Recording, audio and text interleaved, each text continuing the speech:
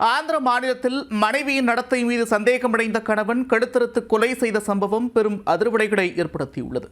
தாய் வீட்டிற்கு சென்ற மனைவியை வீட்டிற்கு அழைத்து வந்து கொலை செய்த கணவன் மீது போலீசார் எடுத்த நடவடிக்கை என்ன?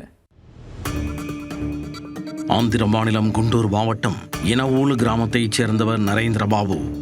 இவர் 10 ஆண்டுகளுக்கு முன்பு சந்தியா ராணி என்பவரை திருமணம் செய்து கொண்டார். இந்த தம்பதிக்கு 2 குழந்தைகள் உள்ளனர். ஹோட்டலில் வேலை செய்து குடும்பத்தை காப்பாற்றி வந்த நரேந்திரபாபுவுக்கு வருமானம் போதவில்லை. அதனால் மனைவி குழந்தைகளுடன் தெனாலி அருகே உள்ள அங்கலக்கூடூர் கிராமத்திற்கு இடம்பெயர்ந்தார். அங்கே பிழைப்பிற்காக சிறிய பெட்டிக்கடை ஒன்றை ஏற்பாடு செய்து வாழ்க்கையை ஓட்டி வந்தார் நரேந்திரபாபு. இதனிடையே நரேந்திரபாபுவுக்கு மது பழக்கம் ஏற்பட்டு தினசரி போதையில் திளைக்க ஆரம்பித்தார். சம்பாதித்த பணத்தை வீட்டிற்கு கொடுப்பதும் இல்லை. இதனால் அவரது குடும்பத்தினர் வறுமையில் வாட ஆரம்பித்தனர். அது மட்டுமன்றி நரேந்திரபாபுவுக்கு போதை தலைக்கேறிவிட்டால் மனைவியை அடித்து உதைத்து துன்புறுத்துவதை வாடிக்கையாக வைத்திருந்தார். இதனால் வெறுத்துப்போன மனைவி சந்தியா ராணி தனது குழந்தைகளை அழைத்துக் கொண்டு தாய் வீட்டிற்கு சென்று விட்டார். ஒரு கட்டத்திற்கு மேல் மனைவி மற்றும் குழந்தைகளை பிரிந்திருக்க முடியாத நரேந்திரபாபு மாமியார் வீட்டிற்கு சென்றுள்ளார். அங்கு இனிமே குடிக்கவே மாட்டேன் என பெரியவர்கள் முன்னிலையில் சத்தியம் செய்து அவர்களை வீட்டிற்கு அழைத்துச் சென்றார்.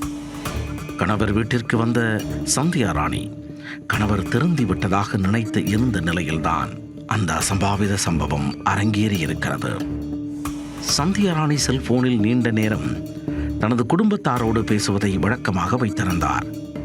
அதை பார்த்த நரேந்திரபாபுவுக்கு மனைவியின் நடத்தையில் சந்தேகம் ஏற்பட்டிருக்கிறது.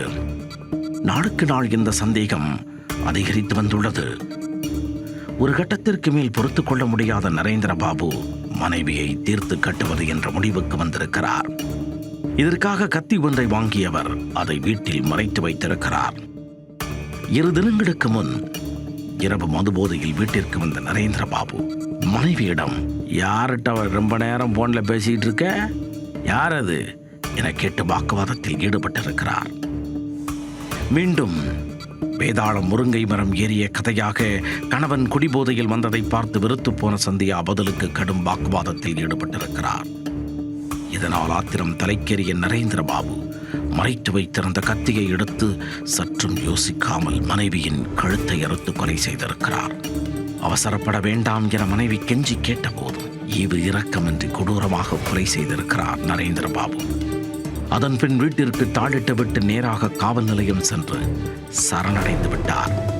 கொலை நடந்த அன்று காலை சந்தியா ராணி தனது பெற்றோருக்கு வீடியோ கால் செய்து கணவரின் நடத்தை மாறவில்லை, அவர் என்னை கொலை செய்து விடுவாரோ என்று பயமாக உள்ளது என தெரிவித்துள்ளார். அவர் பயந்தபடியே அன்று இரவே அவர் கொலை செய்யப்பட்டார். தகவல் அறிந்து விரைந்து வந்த போலீசார் சந்தியா ராணி உடலை கைப்பற்றி உடற்குறாய்வுக்காக அரசு மருத்துவமனைக்கு அனுப்பி வைத்தனர். கணவன் நரேந்திரபாபு மீது வழக்கு பதிவு செய்த போலீசார் அவரை கைது செய்து சிறையில் அடைத்தனர்.